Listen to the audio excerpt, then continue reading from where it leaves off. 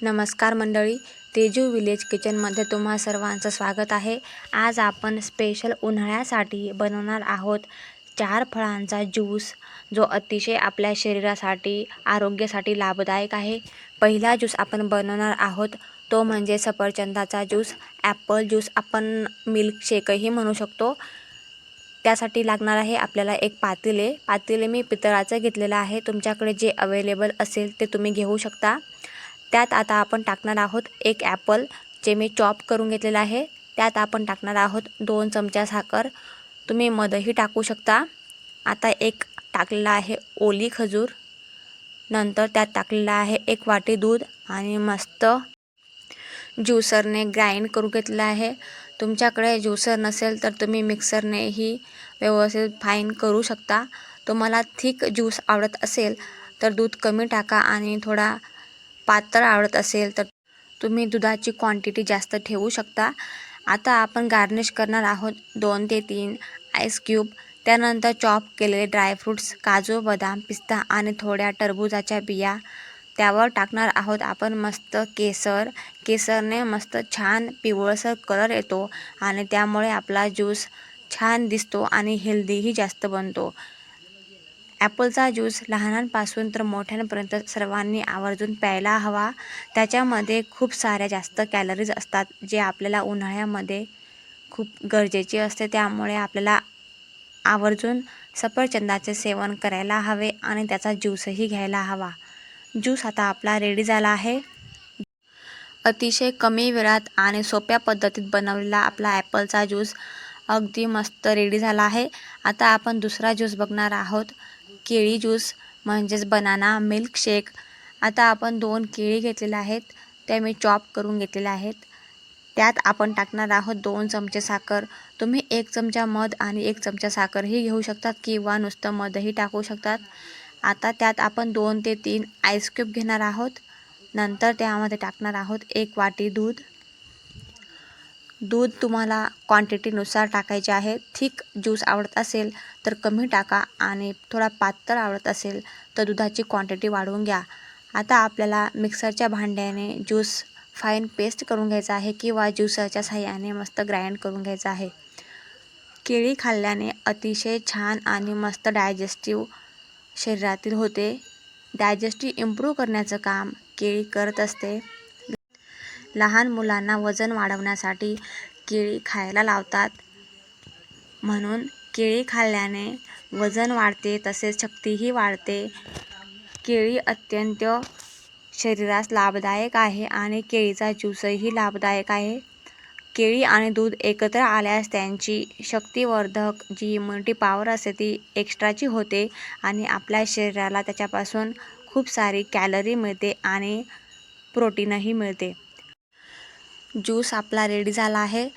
सर्व करण्यासाठी आता आपण एक काचेचा ग्लास घेतलेला आहे, त्यात ज्यूस ओतून त्यावर गार्निश करण्यासाठी थोडे ड्रायफ्रूट्स आपण चॉप करून घ्यायचे आहे आणि गार्निश करायचे आहे।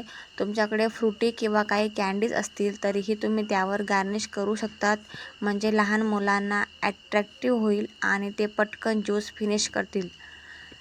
केळी अवश्य सेवन करायला हवे। उन्हाळ्यामध्ये केळी सेवन केल्याने बॉडीमधील हीट, एक्स्ट्राचं टेम्परेचर लॉस होतं आणि बॉडीचं टेम्परेचर मेंटेन राहतं।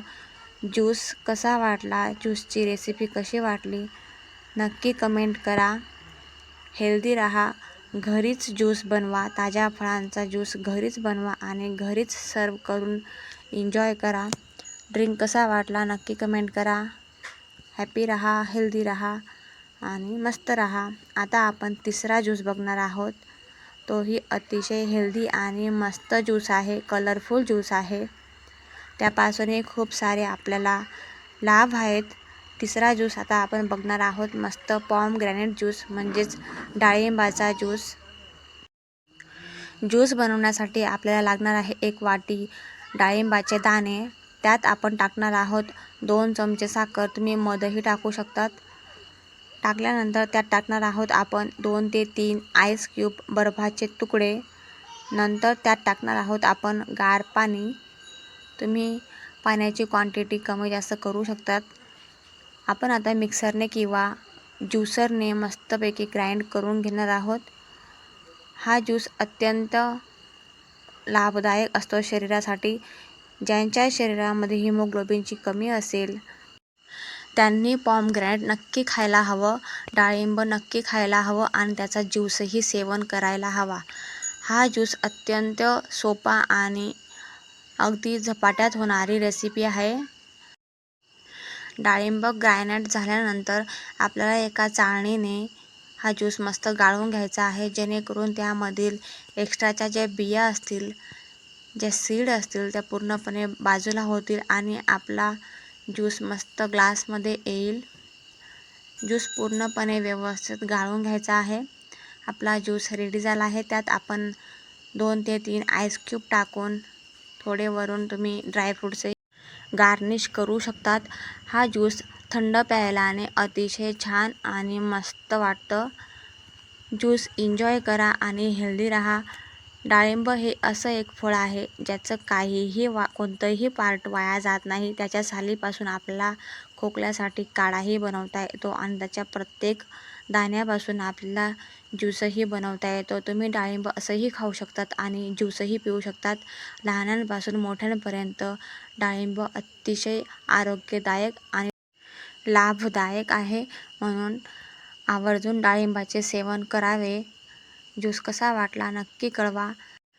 आता आपण चौथा ज्यूस बनवणार आहोत, सॅपोडिला चिक्कू ज्यूस. चिक्कू सेवन केल्याने लहान मुलांच्या पोटाचा विकार दूर होतो, कफ दूर होतो, छातीतील कफ सर्दी दूर होते, म्हणून चिक्कू अतिशय चांगल्या प्रकारे लाभदायक आहे, म्हणून चिक्कूचे सेवन नक्की करावे. आता आपण बनवणार आहोत चिक्कूचा ज्यूस. त्यासाठी आपल्याला लागणार आहे 2 चिक्कूच्या फोडी, ज्या मी चॉप करून घेतलेल्या आहे. त्यात टाकणार आहोत 2 चमचे साखर. साखरऐवजी तुम्ही मधही घालू शकतात. त्यात टाकणार आहोत आपण 1 वाटी दूध आणि 2 ते 3 आईस क्यूब. हे मिश्रण आपण मिक्सरमध्ये किंवा ज्युसरने मस्त ग्राइंड करून घ्यायचे आहे.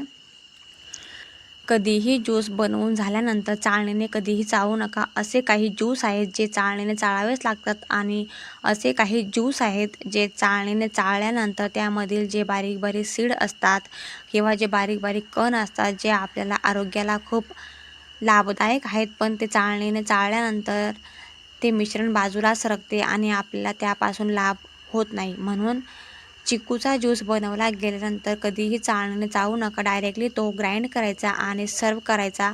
आता आपला ज्यूस रेडी झाला आहे. तो कपात किंवा ग्लासमध्ये आपण टाकणार आहोत. त्यात 2 ते 3 आईस क्यूब आपल्याला घ्यायचे आहेत. त्यानंतर त्याच्यावर आपण घेणार आहोत चॉप केलेला चिकू. त्यानंतर आपण त्यावर टाकणार आहोत चॉप केलेले ड्रायफ्रूट्स, काजू, बदाम, पिस्ता आणि थोड्या टरबूजाच्या बिया.